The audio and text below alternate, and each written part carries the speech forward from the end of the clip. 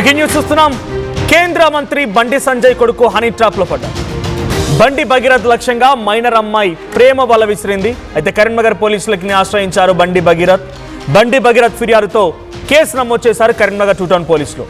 Under section 308 of 5, 351 of 2, 61 of 2, red with 3 of 5 సెక్షన్ల కింద case కూడా నమోదైంది. ఒక మహిళ తన మైనర్ అమ్మాయిని అడ్డు పెట్టుకొని హనీ ట్రాప్ లో దించే ప్రయత్నం చేసింది అని ఆయన కంప్లైంట్లో పేర్కొన్నాడు. దీని ఆధారంగా కరీంనగర్ 2 టౌన్ పోలీసులు కేసు నమోదు చేశారు. అయితే 5 కోట్ల రూపాయలు డిమాండ్ చేశారని చెప్పి ఆ కంప్లైంట్లో పేర్కొన్నారు బండి భగీరథ్.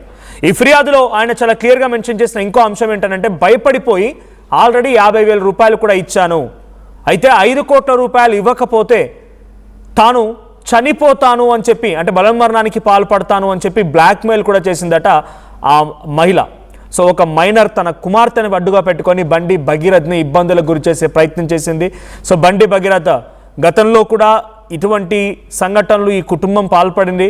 వారి మీద గతంలో కూడా నిర్మల్లో ఓ కేసు నమోదైంది. So we are a group of friends, మేమంతా ఫ్రెండ్స్గా ఉండేవాళ్ళం, మమ్మల్ని నమ్మించి ఈ రకంగా వాళ్ళు ఇది చేశారు, మమ్మల్ని ఇబ్బంది పెట్టారు. సో నన్ను పదే పదే ఇబ్బందులు పెడుతూ ఉండేవారు, డబ్బులు అడుగుతూ ఉండేవారు, 5 కోట్ల రూపాయలు ఇవ్వకపోతే చనిపోతాము నీ పేరు రాసి అని చెప్పే రకంగా వాళ్ళు బ్లాక్మెయిల్ కూడా చేస్తున్నారని బండి భగీరథ్ పేర్కొన్నారు. సో ఆ ఎఫ్ఐఆర్ కాపీ కూడా మీకు ఆర్టీవీ స్క్రీన్పై కనబడుతుంది. Under section 308 of 5, 351 of 2, 61 of 2, red with 3 of 5 ఈ సెక్షన్ల కింద కరీంనగర్ 2 టౌన్ పోలీసులు ఎఫ్ఐఆర్ నమోదు చేశారు. అయితే ముగ్గురు పైన, ఆ కుటుంబంలో ముగ్గురు పైన బండి భగీరథ్ కంప్లైంట్ ఇచ్చారు. అటు తండ్రి, తల్లి అండ్ అమ్మాయి ముగ్గురు పైన కంప్లైంట్ ఇచ్చారు. సో వాళ్ళు గతంలో ఆయన ఆ కంప్లైంట్లో చూస్తే, under the guise of friendship and social association they invited me and my friends and family friends to their family functions. So group of ఫ్రెండ్స్గా ఉన్నాము, అంతవరకు బాగానే ఉంది. మమ్మల్ని చాలా వరకు నమ్మించే ప్రయత్నం చేశారు. వాళ్ళ ఇంటికి పిలిచేవారు, వాళ్ళతో పాటుగా ఫంక్షన్స్కి, వాళ్ళ ఫ్యామిలీ ఫంక్షన్స్కి వెళ్ళే వాళ్ళము.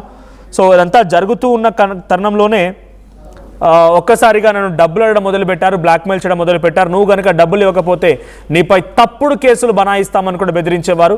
సో ఇదంతా వద్దు అనే రకంగా నేను వాళ్ళ నాన్నని నమ్మి ఒక 50,000 రూపాయలు కూడా ఇచ్చాను. మళ్ళీ నేను 5 కోట్లు కనుక ఇవ్వకపోతే నా పైన తప్పుడు కేసులు పెడతాం, చనిపోతామని భయభ్రాంతులకు గురి చేయడంతో నేను కంప్లైంట్ ఇస్తున్నానని చెప్పి ఆయన కంప్లైంట్ ఇచ్చారు. సో దీనికి సంబంధించి మరిన్ని అప్డేట్స్ ప్రతినిధి చంద్రశేఖర్ అందిస్తారు. రైట్. సో మరి కాసేపట్లో కరీంనగర్ నుంచి చంద్రశేఖర్ సిద్ధంగా ఉన్నారు. సార్, కరీంనగర్ 2 టౌన్ పోలీసులు ఇంకేం చెప్తున్నారు? సో ఈ ఎఫ్ఐఆర్ ఆధారితంగా వారిని అరెస్ట్ చేసే అవకాశం ఉందా, ఎలా ఉంటుందో చూడాలి. సో మీరు విజువల్లో చూడొచ్చు బండి సాయి భగీరథ్. సో ఆయన ఇచ్చిన కంప్లైంట్ ఆధారితంగా నిన్న సాయంత్రం ఆయన కంప్లైంట్ ఇచ్చారు, ఎఫ్ఐఆర్ కూడా నమోదైంది. సో ముగ్గురు పైన ఎటువంటి చర్యలు తీసుకుంటారో చూడాలి. ఎస్ చంద్రశేఖర్, ఏం జరిగింది? ఏకంగా ఒక కేంద్ర మంత్రి కుమారుడే హనీ ట్రాప్లో పడిపోయారు. సో ఒక మహిళ తన మైనర్ అమ్మాయిని అడ్డుగా పెట్టుకొని భగీరథ్ని డబ్బులు డిమాండ్ చేయడం మొదలుపెట్టింది. 50,000 ఆల్రెడీ భయపడిపోయి ఇచ్చాడు. వాళ్ళు నమ్మించడం కోసం పలుమార్లు వాళ్ళ ఫ్యామిలీ ఫంక్షన్స్కి పిలిచేవారు, దైవ దర్శనాలకు కూడా వెళ్ళారన్నట్టుగా కంప్లైంట్ రాసుకొచ్చాడు భగీరథ్. సో ఇప్పుడు భగీరథ్ ఇచ్చిన కంప్లైంట్ ఆధారంగా పోలీసులు కేసు నమోదు చేశారు. సో ఇంతకీ వారిపై ఎటువంటి చర్యలు ఉండబోతున్నాయి, వాళ్ళపై ఎటువంటి యాక్షన్ తీసుకునే అవకాశం ఉంది? బండి సంజయ్ కుమారుడు Sai Bhagirath Karimnagar 2 town police station లో ఫిర్యాదు హైదరాబాద్ చెందినటువంటి ఒక ఫ్యామిలీ వాళ్ళకు సంబంధించినటువంటి పేర్లను మెన్షన్ చేస్తూ వాళ్ళకు కామన్ ఫ్రెండ్ ద్వారా పరిచయమైనటువంటి నేపథ్యంలో పలుమార్లు ఫంక్షన్లకు వెళ్ళాము, తిరుమల తిరుపతి అలాగే అరుణాచలం లాంటి ప్రాంతాలకు వెళ్ళాము, వాళ్ళు కలిశాము. దీనిలో భాగంగా తమ కూతుర్ని వివాహం చేసుకోమని చెప్పి తన పైన ఒత్తిడి తెచ్చారు. దీనిలో భాగంగా నేను రిసీవ్ చేశాను. ఈ క్రమంలోనే ఒక 50,000 రూపాయలు సైతం ఇవ్వడం జరిగింది అని చెప్పి ఆ ఫిర్యాదులో పేర్కోవడం జరిగింది. తనకి హాని ప్రాప్తి గురి చేశారు, తనని బెదిరించారు. 5 కోట్ల రూపాయలు ఇవ్వాలి, లేదంటే నేను అటెంప్ట్ చేశాను, సూసైడ్ అటెంప్ట్ చేశాను, బలవన్మరణానికి పాల్పడతానని చెప్పేసి బెదిరించారు. దీనిలో భాగంగా తనని ఎక్స్టార్షన్ చేస్తున్నారు, భయభ్రాంతులకు గురి చేస్తున్నారు, బ్లాక్మెయిల్ చేస్తున్నారు అనేటువంటి విధంగా కంప్లైంట్ ఇవ్వడం జరిగింది. దీనిలో భాగంగా ఎఫ్ఐఆర్ నమోదు చేయడం జరిగింది. 351, 261, 308 లాంటి పలు సెక్షన్లు, బిఎన్ఎస్ సెక్షన్ల ప్రకారము ఫస్ట్ ఇన్ఫర్మేషన్ రిపోర్ట్ లో కరీంనగర్ 2 టౌన్ పోలీసులు తాను ఇచ్చినటువంటి ఫిర్యాదు ఆధారంగా ఎఫ్ఐఆర్ భాగంగా సమగ్రమైనటువంటి విచారణ జరపాలి, తనకి థ్రెట్ ఉంది, తనకి రక్షణ కల్పించాలి, తన పరువు ప్రతిష్టలకు భంగం కలిగించేటువంటి విధంగా ప్రవర్తిస్తున్నారనేటువంటి కోణంలో వారు ఫిర్యాదు చేయడం జరిగింది. దీనిపైన పెద్ద ఎత్తున చర్చ జరుగుతుంది. దీనిలో భాగంగా ఖచ్చితంగా నిజ నిర్ధారణ జరపాలి, నిష్పక్షపాతంగా దర్యాప్తు జరపాలి, న్యాయం జరపాలి అని చెప్పేసి కోరుకుంటున్నటువంటి పరిస్థితి. మొత్తం మీద కరీంనగర్ పోలీసులు ఇప్పటికే ఎఫ్ఐఆర్ నమోదు చేయడము, సాయి భగీరథ్ ఇచ్చినటువంటి ఫిర్యాదు మేరకి దానికి తప్పుడు ఆరోపణలు చేస్తూ ఉన్న వయసు కంటే తక్కువ వయసు చూపిస్తూ అంటే పోక్సో చట్టం కింద కేసు నమోదు చేయాలని ఫిర్యాదు చేసినటువంటి పరిస్థితుల్లో ఒక రకమైనటువంటి ఆందోళనకు గురి చేశారు. తను భయభ్రాంతులకు గురై 50,000 రూపాయలు ఇప్పటికే ఇచ్చారు, తనను హాని ప్రాప్తి చేశారు అంటూ బండి సంజయ్ కార్యాలయం విడుదల చేసినటువంటి లూటు ఆధారంగా మనం ఎఫ్ఐఆర్ లో కూడా పరిశీలించడం జరిగింది. దీనిలో భాగంగా ఖచ్చితంగా పోలీసులు ఏ విధంగా ముందుకెళ్తారు, ఏ విధమైనటువంటి చర్యలు ఉంటాయి, నిజ నిర్ధారణ ఏ విధంగా ఉండబోతుంది అనే కోణంలో పెద్ద ఎత్తున చర్చ జరుగుతుంది. భారత ప్రధానమంత్రి నరేంద్ర మోడీ హైదరాబాద్ పర్యటన నేపథ్యంలో ఇలాంటి ఆరోపణలు ఎదుర్కోవడము, దీనిపైన కేసు నమోదు చేయడము, పరస్పర ఆరోపణలు ప్రత్యారోపణలు జరుగుతున్నటువంటి నేపథ్యంలో సర్వత్రా అంశంగా గమనించవచ్చు. మనోజ్ రైట్, చంద్రశేఖర్ గతంలో కూడా దీంట్లో మెన్షన్ చేశారు ఆయన, ఇదే కుటుంబం గతంలో మరికొంతమంది భగీరథ్ ఫ్రెండ్స్ ని కూడా ఇదే రకంగా బ్లాక్మెయిల్ చేసిందని గతంలో April 21 and 2026 అప్పుడు కూడా ఒక కేసు నమోదైందని భగీరథ్ దీంట్లో మెన్షన్ చేశాడు. సో అంటే గతంలో కూడా నిర్మల్లో కంప్లైంట్ ఇచ్చారు, అక్కడ కూడా ఎఫ్ఐఆర్ నమోదైందని చెప్తున్నారు. అంటే వరుసగా ఎఫ్ఐఆర్ నమోదవుతున్నాయి ఇప్పుడు కరీంనగర్లో కానీ గతంలో నిర్మల్లో కానీ. ఈ రెండు ఎఫ్ఐఆర్ ఆధారితంగా ఆ ఫ్యామిలీని లేదంటే ఆ కుటుంబాన్ని ఎవరైతే కంప్లైంట్ మెన్షన్ చేశారో సో వారిపై ఎటువంటి యాక్షన్ ఉండే అవకాశం ఉంది? కరీంనగర్ పోలీసులు ఏం చెప్తున్నారు?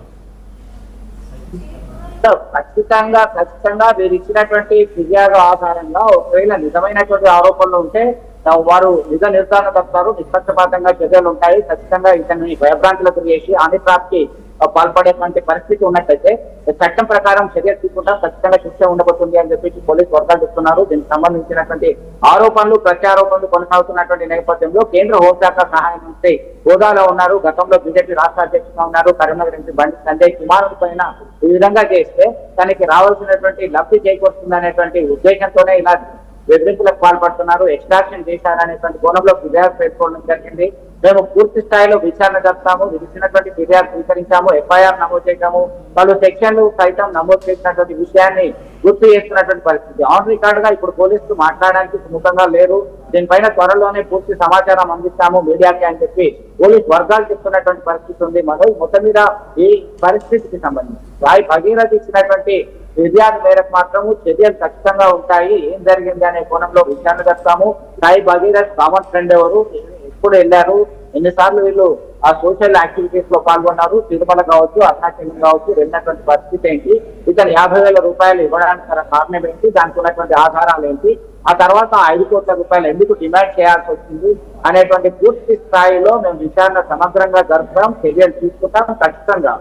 ఖచ్చితంగా భయభ్రాంతులకు గురి చేసే విధంగా, ఎక్స్ట్రాక్షన్ చేసే విధంగా ఎవరు ప్రవర్తించినా, ఎవరిని చేసినా కానీ so fundamental rights of the citizens protector, ప్రాథమిక హక్కులకు భంగం కలిగే విధంగా ఎవరు ప్రవర్తన వారి మీద ఖచ్చితమైన చర్యలు ఉంటాయని చెప్పేసి అవసరికాలు చెప్తున్నటువంటి పరిస్థితి గమనించుకుంటున్నాం. Thank you Chandrasekhar. సో మొత్తంగా కేంద్ర మంత్రి బండి సంజయ్ కుమారుడు భగీరథ్ హనీ ట్రాప్ కి గురయ్యారు.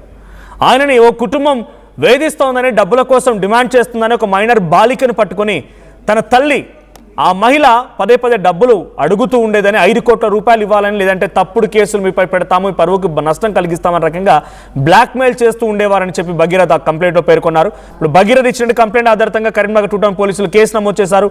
3పై కేసు నమోదైంది. అటు ఆ కుటుంబం మొత్తం కూడా ఇప్పుడు ఈ ఎఫ్ఐఆర్లో పలు సెక్షన్ల కింద కేసు ఎదుర్కొంటున్నారు. గతంలో కూడా ఏప్రిల్లో నిర్మల్ పోలీస్ స్టేషన్లో కూడా కేసు నమోదైందన్నట్టుగా ఇటు భగీరథ్ కంప్లైంట్ రాసుకొచ్చారు. సో ఇప్పుడు ఈ కంప్లైంట్ ఆధారంగా పోలీసు ఎటువంటి ఇన్వెస్టిగేషన్ చేస్తారో చూడాలి. ఆ హనీ ట్రాప్ జరిగిందా, ఏ రకంగా జరిగింది, ఈ హనీ ట్రాప్లో ఇంకా ఎవరైనా ముఠా ఉన్నారా, బండి భగీరథ్ వాళ్ళ ఫ్యామిలీతో ఫ్యామిలీ ఫంక్షన్స్కి లేకపోతే గ్రూప్ ఆఫ్ ఫ్రెండ్స్గా ఉండే వాళ్ళము, వాళ్ళ రెగ్యులర్గా వాళ్ళ ఫంక్షన్స్కి బట్టి అటెండ్ అయ్యే వాళ్ళమని చెప్తున్నారు. సో ఇవన్నింటినీ కూడా ఇన్వెస్టిగేషన్ చేసే అవకాశం ఉంది. మరి ఈ కేసులో ఎటువంటి నిజాలు బయటపడతాయో చూడాలి.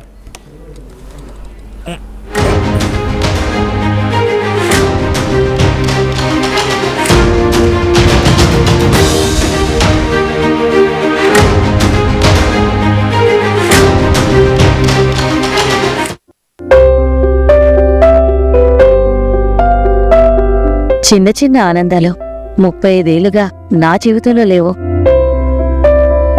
35 ఏళ్లుగా నేను డైపర్లలో బ్రతికాను. 6 సెంటీమీటర్ల ఫిస్టులా నా మూత్రాశయంలో లీకు కారణమైంది. ఎవరూ నాకు సహాయం చేయలేకపోయారు. ఏఐఎన్యూలో వైద్యులను కలిసే వరకు. అక్కడ వారు రోబోటిక్ శస్త్రచికిత్సతో నాకు పరిష్కారం ఇచ్చారు. వారు నా ఆత్మవిశ్వాసాన్ని కూడా తిరిగిచ్చారు. Precision care makes it possible.